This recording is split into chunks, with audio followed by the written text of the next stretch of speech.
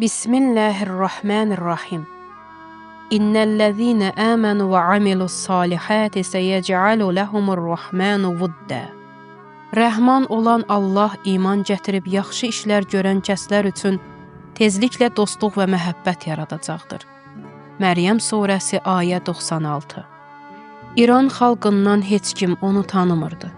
Hətta sepah üzvləri arasında da tanınmış değildi. Amma onun sevgisi insanların qəlbinə düşdü. İsfahan əyalətinin kiçik bir şəhərindən idi. Gənc yaşlarında hərəmi müdafiə etmək üçün Suriyaya yola düşdü. Həmin il bir neçə İranlı şəhid terrorçu dəstələrin əli ilə başı kəsilərək şəhid oldu. Amma yalnız onun görüntüləri yayımlandı və bütün dünya onu tanıdı. Sonradan xatirələri yayılanda hamı anladı ki, rəhim olan Allah istəmişdi bu ixlaslı bəndəsinin sevgisini insanların qəlbinə salsın. Möhsün Höcəci nə etmişdi ki, bütün İran onun üçün yas saxladı. Dostları deyirdilər ki, onun əsas xüsusiyyəti ixlas və Allahın göstərişlərinə çox önəm vermək idi. Əvvəllər bir şirniyyat dükanında işləyirdi. Yeganə şərti o idi ki, məscidə gedib namazı əvvəl vaxtda qılmasına icazə versinlər. Dükan sahibi maaşının böyük bir hissəsini kəsdi. Amma Möhsün razı idi, çünki məscidə getməkdən məhrum olmurdu. Möhsün şəhid İbrahim Hadiyə çox bağlı idi. Əqid mərasimində həyat yoldaşına bir kitab paketi hədiyyə etmişdi ki, onlardan biri Salam olsun İbrahimə kitabı idi. Möhsün dəfələrlə şəhid Hadi və digər şəhidlərin kitablarını alıb Nəcəfabadlı gənclərə hədiyyə edirdi. Onun əsas qayğısı gənc nəsli Allah Taalaya doğru yönəltmək idi. Az miqdarda gəliri olsa da bu yolda xərcləyirdi. Möhsün səmimi və səssiz şəkildə Allah üçün çalışdı. Lakin Allah onun adını İbrahim Hadi kimi ucaltdı. Möhsün sepaha daxil olduqdan sonra axşamlar kitab mağazasına gedirdi və qazandığı pulu cihad düşərgələri üçün saxlayırdı. Onun təhsili elektrik sahəsi üzrə idi. Binaların elektrik işlərini görər, qazandığı maaşı cihad üçün saxladığı pul qutusunda toplayardı və hər dəfə cihad düşərgəsinə gedəndə topladığı bir neçə milyon tümən pulu həmin düşərgədə xərcləyərdi. Möhsün İmam Zaman Əccələllaha təvəssülə çox önəm verirdi.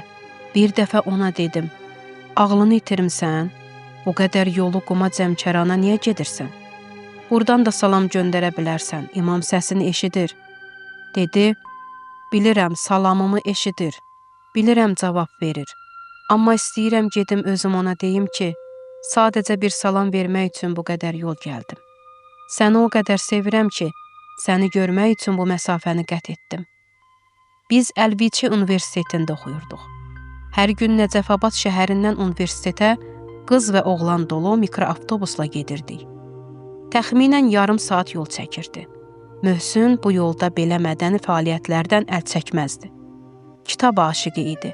Kitab gətirər, mikroavtobusda başqalarına onun haqqında danışardı.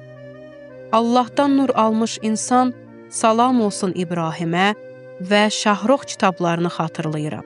Bu kitabları mikroavtobusdakılara verib deyirdi. Oxuyun, sonra da bir-birinizə verin. Bu sadə işi ilə bir çox insanın həyatını dəyişdi. Hətta həmin o qısa yolda dəbdəbəli, müasir geyimdə olan bir neçə qızı da dəyişdirdi.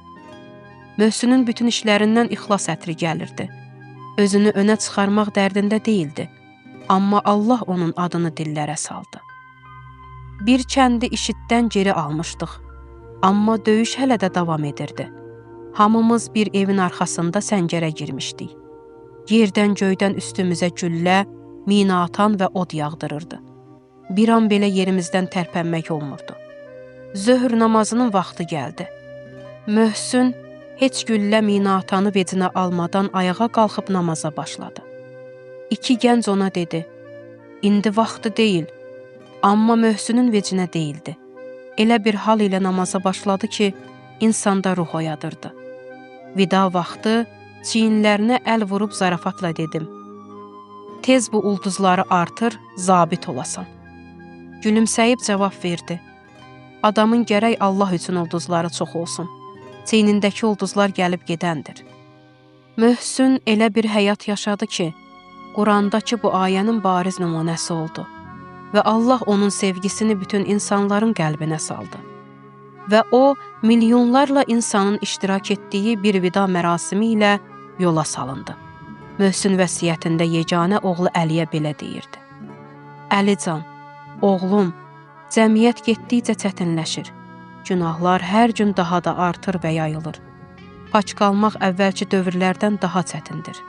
İmam Zaman Əccəlallahın zuhuruna yaxınlaşdıqca fitnələr çoxalacaq və şeytan güclənəcək. Sonra tövsiyə etdi: nə iş edirsənsə, yalnız Allah üçün olsun.